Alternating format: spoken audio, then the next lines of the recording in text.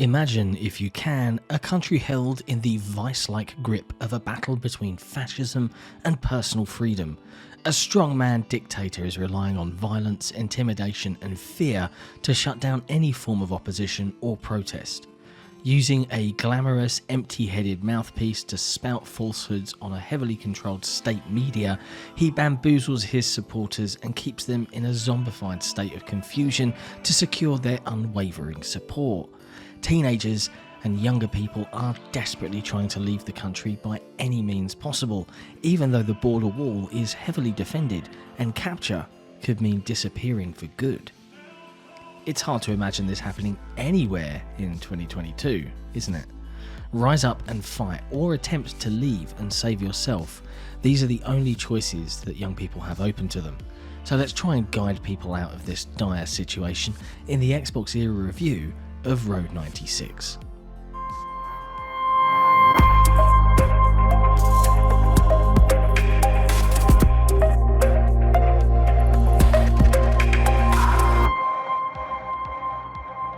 Created by French developer XboxEra and published by Plug-in Digital, this game was originally released for PC and Nintendo Switch in August of last year, and it's now coming to the Xbox. Set in the fictional state of Petria in 1996, this country looks and feels like the United States, but uses political imagery that is uncannily like that of the communist Soviet leadership of the 1980s.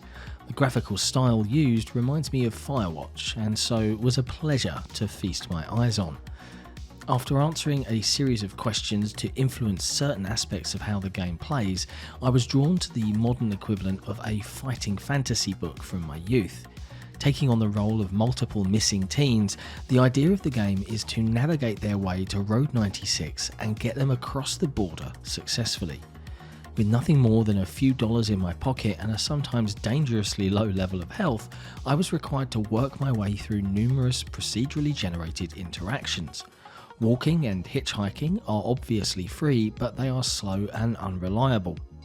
In the moments that I had cash available to me, don't ask how I got it, I was able to take buses and taxis to travel hundreds of miles across a beautifully designed landscape. When my wallet was empty, which was often due to the requirement to eat and drink, I stole more cars than I did back in Vice City all those years ago. There are 7 main characters within this world whose narratives are intertwined with those of the travellers. These people range from a right-wing media celebrity to members of the underground opposition, a policewoman and a Travis Bickle character on a rampaging mission of revenge. Each randomly generated chapter that they appear in fills out more of their backgrounds and gives players clues as to how to behave whilst in their company. Like in any dictatorship, numerous people are happy with the way things are politically, as they are benefiting from the status quo. As someone trying to flee the country, these people are your natural enemies and need to be avoided as much as possible. Other people are more sympathetic to your situation and may be able to help you on your way, while some want to tear down the establishment via violent revolution. The problem you face is that you have no idea which people are which until you have interacted with them via conversation trees. This meant I had to evaluate every NPC I came across to judge their probable intentions towards me. You can choose to tell the truth, lie, or be ambiguous about your true feelings, but certain answers you give will be remembered and have an impact somewhere down the line. For example, telling Fanny the policewoman that I was going to try and cross the border proved to be a mistake when she arrested me on the spot. And later, whilst playing as another character, I lied while pretending to be a police informer. This worked nicely to my advantage, and at the same time protected a Black Brigade freedom fighter from being identified by the authorities. It doesn't take long to get an idea of how certain people will react to you, but I guess after being blackmailed into pumping fuel for free by a loyal member of the establishment, you get a sense for these things. It is true that Road 96 could be described as a very good looking walking simulator, but how many of those allow you to attempt different styles of border crossings or concentrate on influencing an election by both peaceful and violent means? In fact, how many walking sims allow you to be killed or end up in prison after being captured by the police?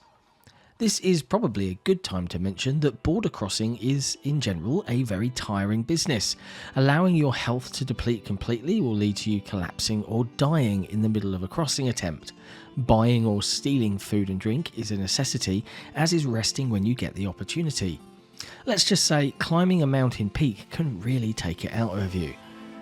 As each journey ends, you begin again as another potential escapee. During interactions with the main NPCs, it is possible to pick up abilities that will aid you on your journey. Hacking obviously allows you to hack electronic devices such as safes, whereas lockpicking will get you through locked doors, and cleverness brings you the ability to convince others to do things for you. An escape attempt becomes much easier once you've attained some of these abilities, as new opportunities become available to you, even when you're doing something as basic as scavenging. Money can be earned, stolen, and given away to help others. Regrettably, I twice found an ATM card, but due to the procedural generation aspect of each of the chapters, I never came across an ATM with a card in my possession at the same time. It's also worth noting the names of the chapters as they are introduced via a shortcut scene. I noticed that most of them are named after songs by artists like Nirvana or Grace Jones.